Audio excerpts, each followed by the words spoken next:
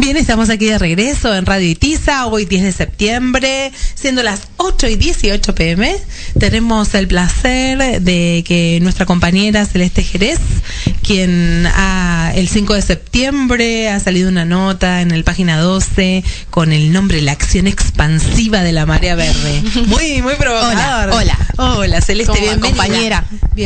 Bienvenida. Gracias, un placer siempre estar acá. Un orgullo que nuestras voces estén trascendiendo, ¿no? Sí, eso sí. es lo más emocionante, porque uno se siente parte de... Obvio, de toda esa trayectoria que hace a las notas, y sobre todo cuando las notas tienen tanto de militancia, ¿no? Y además porque para mí esta nota tiene como un cruce interesante dentro de lo que es mi investigación en antropología feminista, que tiene un cruce entre los derechos humanos y la perspectiva de género, los estudios de género y sexualidades, ¿no? Que es en lo que yo hago mi investigación doctoral. Pero ese cruce entre los derechos humanos y la perspectiva de género me parece que es como el plus que hace a esto de pensar nuestras trayectorias desde las militancias, bueno, en nuestro caso como nos conocimos en la docencia, ¿no? En la docencia, tal cual. Vos sos antropóloga, sí. Estás haciendo tu investigación en todo lo que tenga que ver con el feminismo. Claro, yo soy profesora y licenciada en antropología de la UBA y ahora tengo una beca doctoral de la UBA para hacer mi investigación, que es sobre la atención en salud ginecobstétrica. Entonces estudio lo que es la atención en partos, abortos y consultorios de lo que se llama diversidad sexual o salud sexual, un poco para entender los sesgos en tanto biológicos, en tanto sobre dimensión de una forma de cuerpos determinada y una forma de atención determinada que hace que algunos cuerpos sean más adaptables y otros no tanto a lo que es la atención de salud y una pata de mi investigación tiene que ver con los juicios de lesa humanidad en el hospital militar. Tal cual. Después tengo otras patas de mi investigación, que es, por ejemplo, estoy haciendo una supervisión al equipo de ILE, de un hospital en el conurbano. ILE es, interrupción legal del embarazo. Ajá. Y después, también hago trabajo de campo la forma de investigar que tenemos en antropología.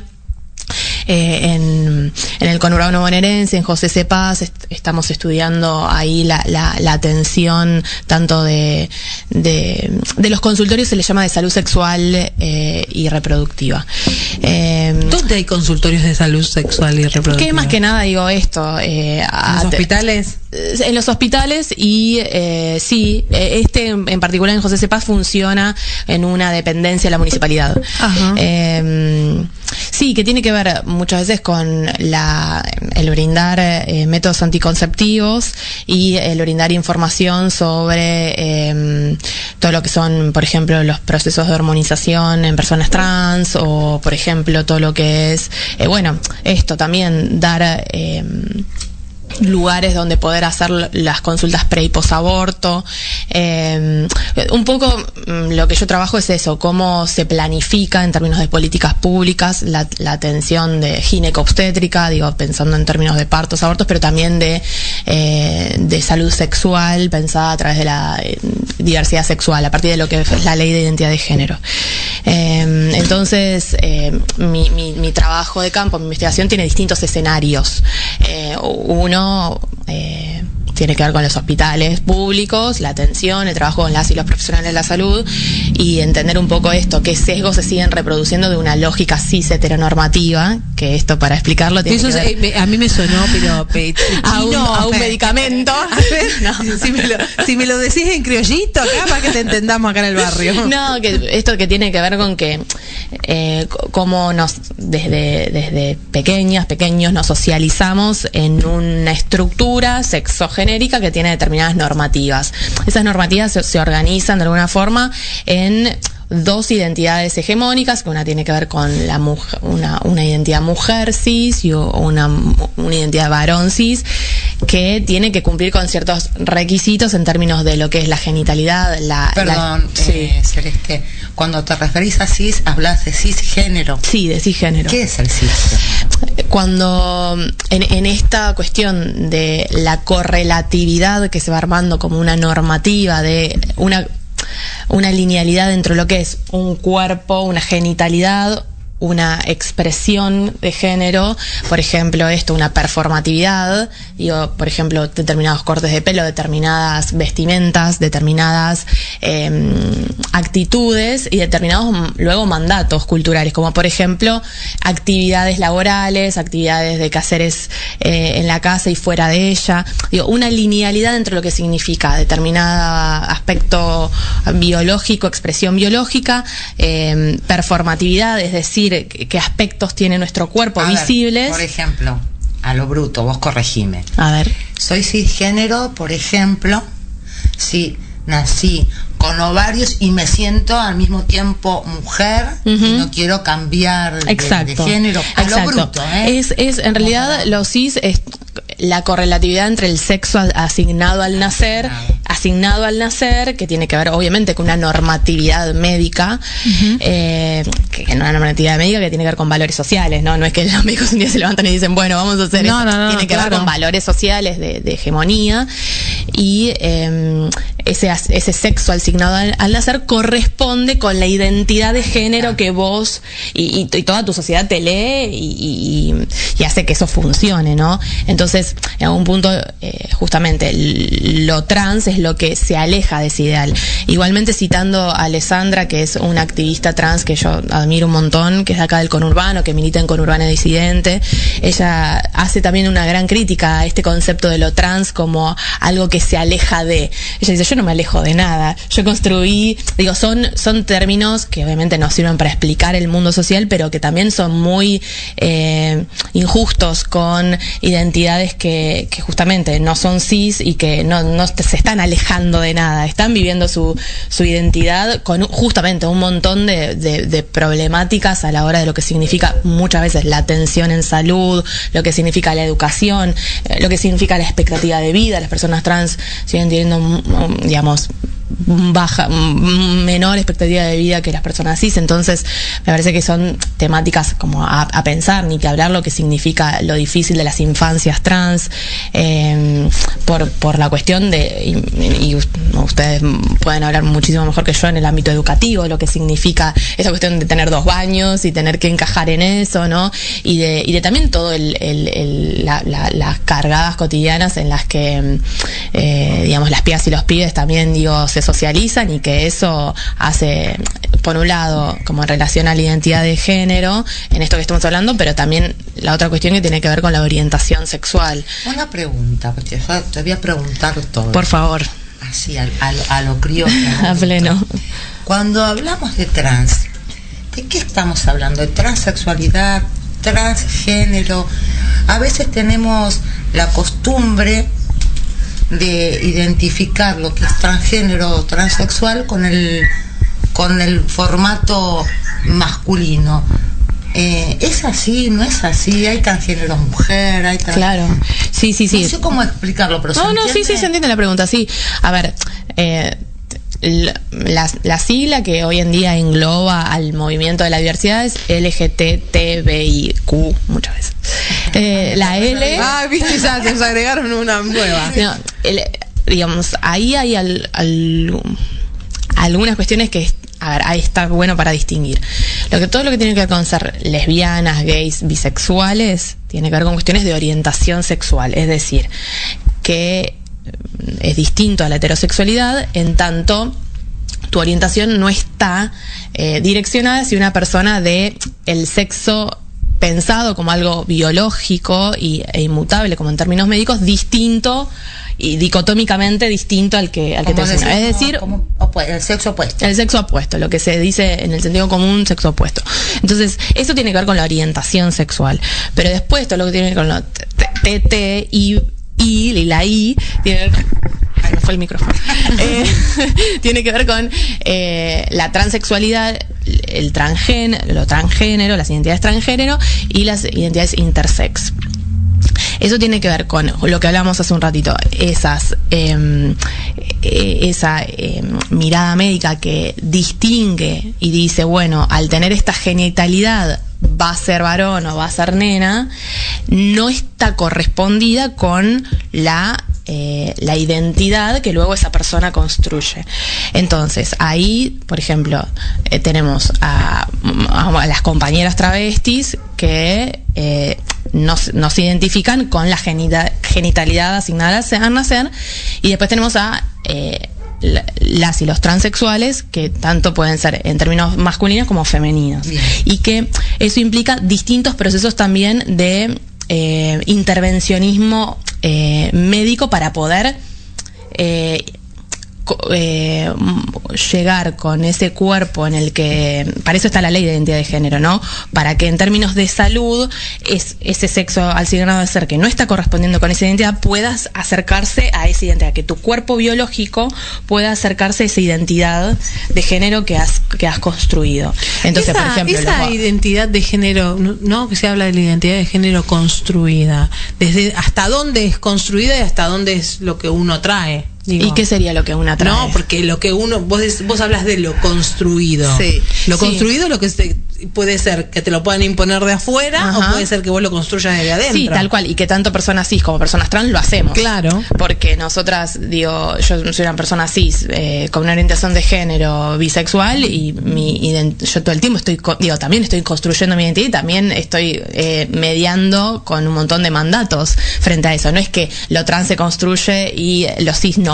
Claro, sino que claro. El ámbito pero digo, tanto ¿hasta dónde es ese? Digo, hasta desde dónde se construye. Esa es mi pregunta, porque yo hablando con personas, no sé, católicos, sí, y demás, te dicen no, porque esto es fácil. El que nace con con pene, sí, es un varón, sí, y el que nace con vagina es una nena. Ya claro, está, se terminó. Claro. ¿Viste? No hay más, no hay más nada más que discutir, digamos. Sí. Y bueno, pero también tiene que ver con... Entonces, perdón, y se oponen a que uno sea abierto a esta cuestión de la construcción y que diga, bueno, en realidad para mí es lo mismo, o sea, ellos quieren imponer, ¿me entendés? Por otro lado, imponer que tienen que construir esa identidad desde lo sexual, digamos. Total, desde desde la genitalidad.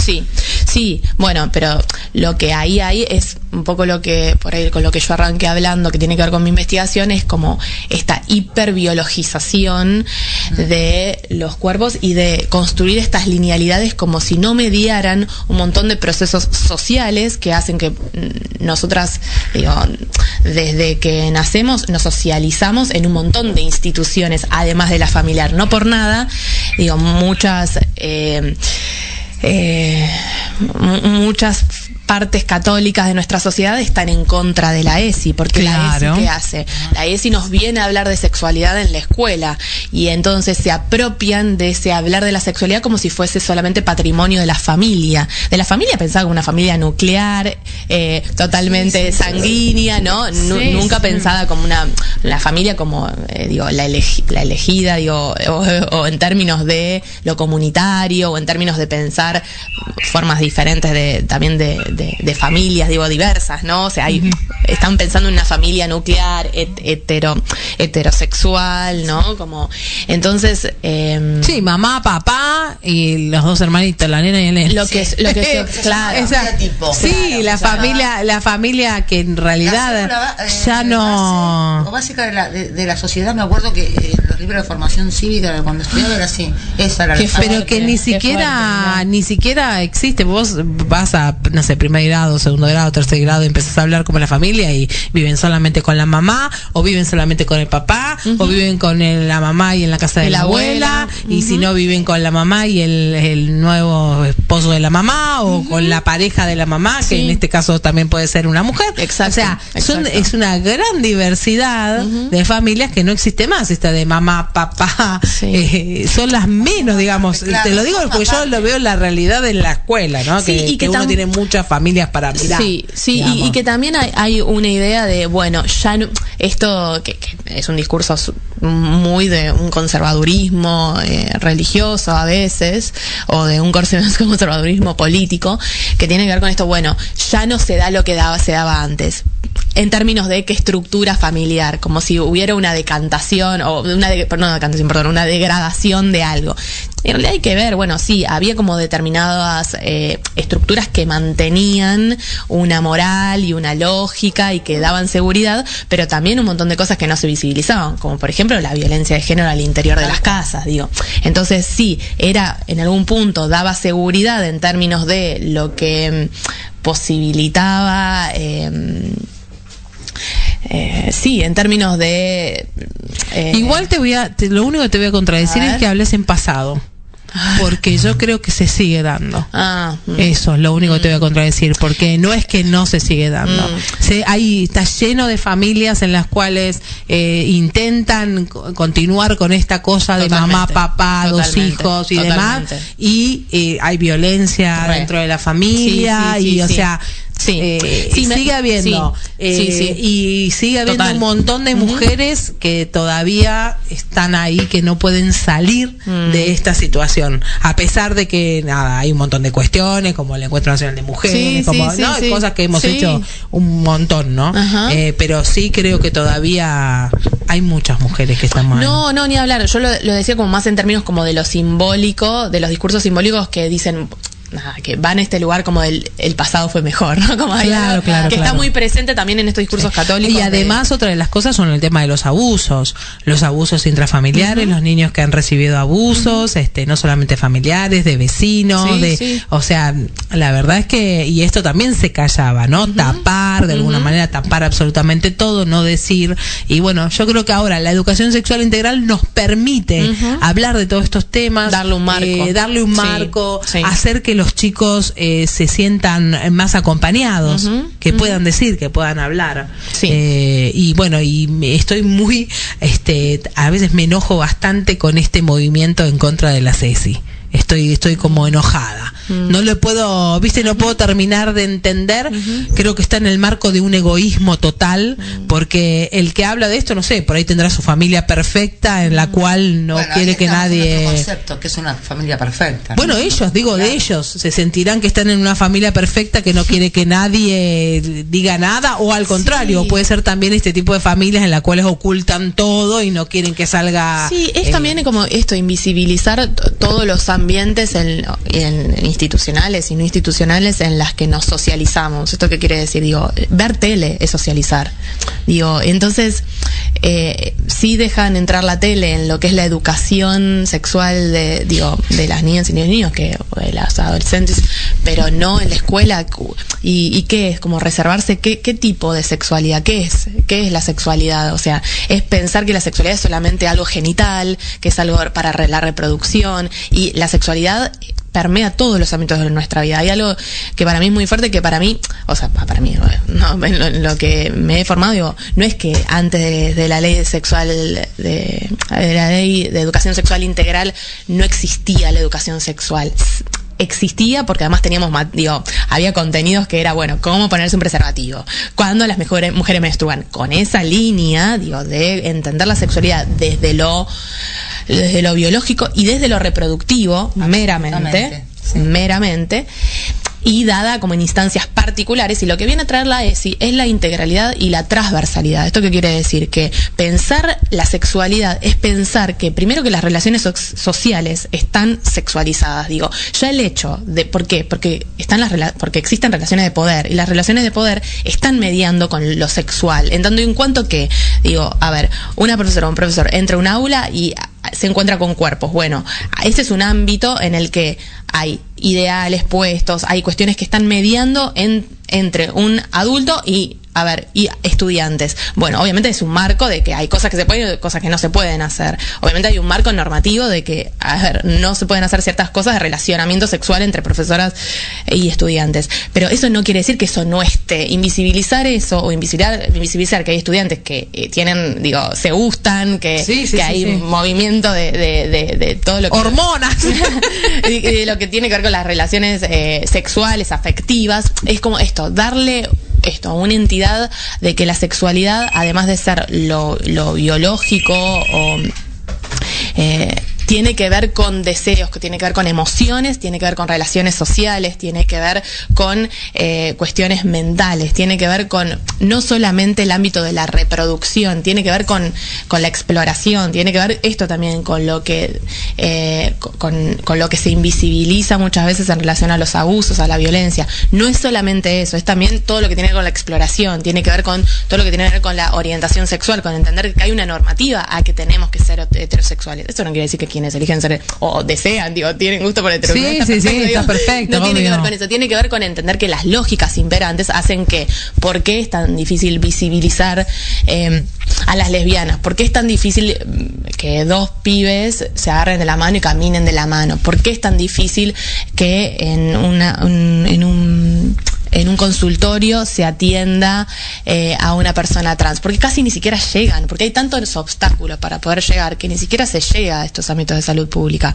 O mismo pensar esto, las familias de una manera diversa, como lo estábamos hablando antes. Entonces todo eso es hablar de ESI, no es solamente hablar de reproducción sí o reproducción no, o mi genital funciona así, que también hay que saberlo, yo estoy convencida que también hay que saber métodos anticonceptivos, también hay que saber cómo funciona nuestro aparato reproductor, pero justamente dar un marco de que, hay un imperativo que hace que las mujeres, por ejemplo, que las mujeres cis deban ser madres. Eso es un imperativo. Entonces, ¿cómo podemos pensar, en nuestra sociedad el aborto? El aborto nos viene a mostrar esto, de que frente a un montón de, muchas veces, de decisiones que no se pueden elegir, o de accidentes, o de accidentes pensando en términos de reproductivo del preservativo, o mismo esto, decisiones no consentidas, relaciones, no consentidas, o mismo esto, cosas que no se pueden prever. El aborto es como dentro de lo que es la atención de salud pública, tiene que permitirle a las personas gestantes hacer valer sus derechos. Y eso es otra de las cosas, que el aborto existió siempre. Y fue, digamos, que es otra de las cosas que se oculta, que no se dice, que hay que tenerlo ahí escondido. Entonces, si lo tenemos escondido, nos sentimos todos un poquito mejor. Total. ¿No? Porque no es que el aborto, a partir de que si es legal o no es legal, va a existir. O sea, esa es la realidad.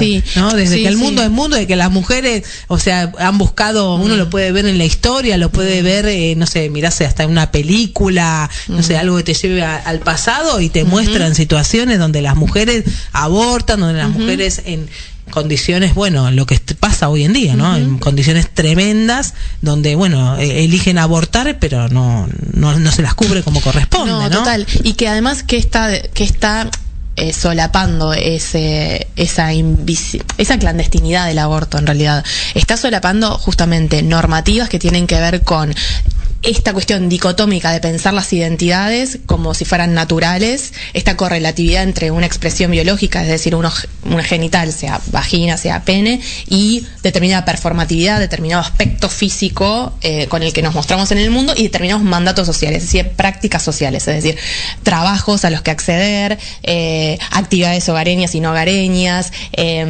una actitud en la calle, una forma de caminar, ¿no? Todo eso que se estructura como si fuese algo natural, algo, esto que decías vos, como muchas personas muy católicas, arman una linealidad ahí de, si vos naciste con genital, sos mujer. Están mostrando como una aferrarse a esa linealidad que parecería como que fuera una correlatividad, que un montón de orientaciones sexuales diversas o personas trans nos muestran que eso no es así, pero... Y además, esto que decíamos que... me perdí, espera. Vuelve. En esta... ¿qué fue lo último que dijiste? No sé, yo ya lo que dije. No importa, pero esto, que en esa correlatividad... ya sé, que en esa correlatividad se arma de que un mandato de una identidad mujer cis debe ser la maternidad. Entonces lo que está mostrando, ahí conecté con lo del aborto. Entonces lo que está mostrando la clandestinidad del aborto es reafirmar que un destino de las mujeres cis debe ser la maternidad, y que todo se tiene que armar frente a eso. Por ejemplo, también...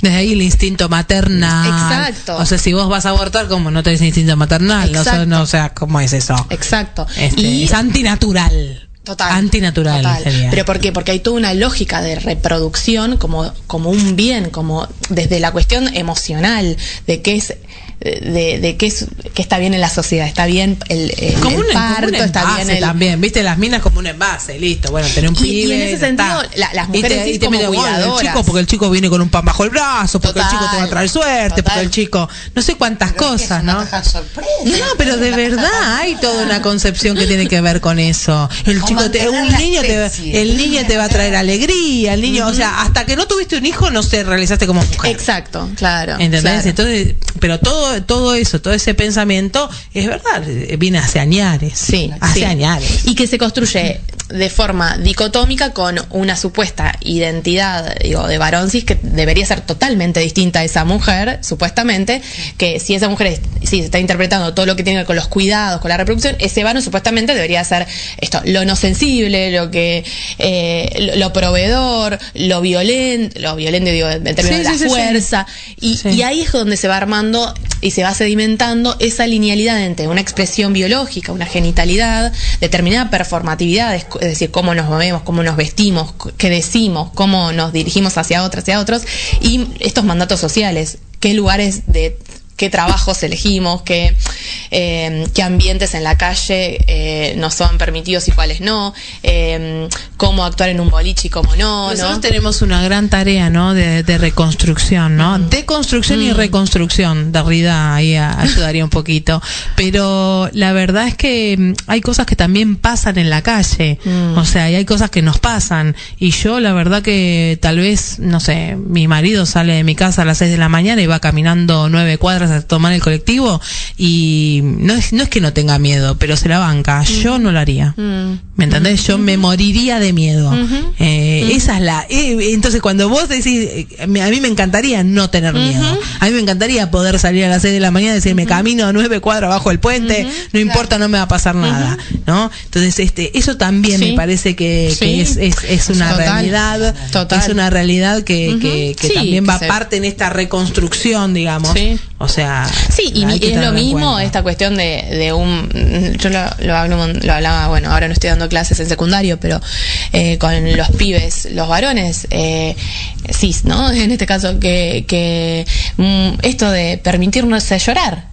Digo, ¿qué está negado? ¿Qué no podés llorar si algo te duele? O sea, si algo no podés expresar tus sentimientos, ¿qué es lo que te niega? Digo, también pensando en estas formas de construcción y reconstrucción, digo, es una violencia eso también, que haya todo un marco que no les permita llorar a los pibes. ¿Qué se le dice a un nene? Los varones no lloran. No, ¿qué vas a hacer? Los varones no lloran. Y ahí está llorando como una nena. En forma dicotómica, ¿no? Un lugar y el otro. Ay, nenita. Tremendo, ¿no? Yo de una manera. Chicas, que no las quiero interrumpir. Yo te digo la verdad, tenemos que seguir este tema.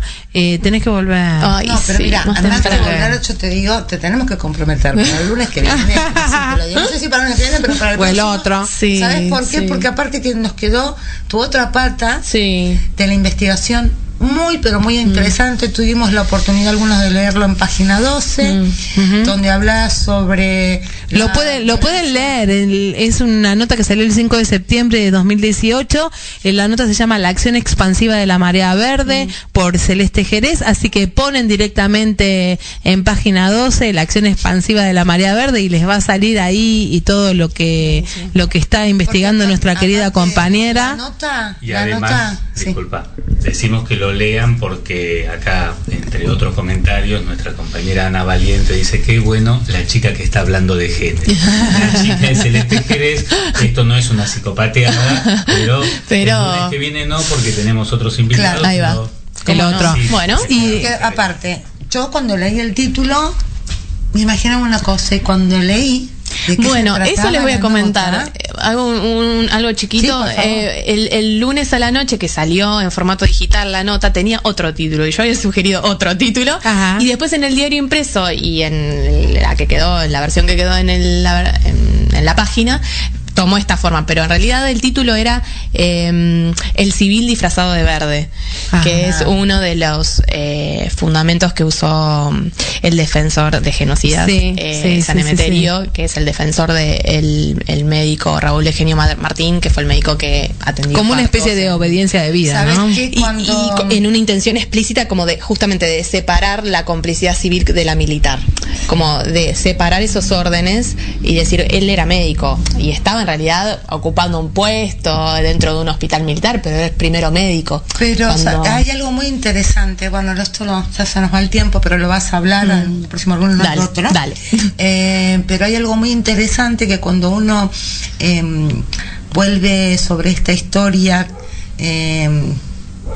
terrible que tuvimos, hablamos de la apropiación de los bebés. Pues le das una mirada, no digo distinta, complementaria, real, todo lo que pasaron las mamás, mujeres, claro, las compañeras secuestradas en este tránsito durante el embarazo y el parto propiamente dicho. Por eso digo, lean la nota, después vos la vas a contar acá, pero es muy interesante porque muestra otra realidad que no sé si fue tan pensada hasta el momento, ¿no? Buenísimo, bueno, qué bueno. Por eso digo que me sorprendió cuando leí la nota, que esperaba encontrar otra cosa. Así que no podemos dejar de hablarlo. Buenísimo, en 2 semanas. Dale, en 2 semanas me comprometo a venir más temprano. Dale, bueno, un gusto. Acaba de hablar Celeste Jerez, becaria doctoral del Instituto Interdisciplinario de Estudios de Género, Facultad de Filosofía y Letras, Universidad de Buenos Aires.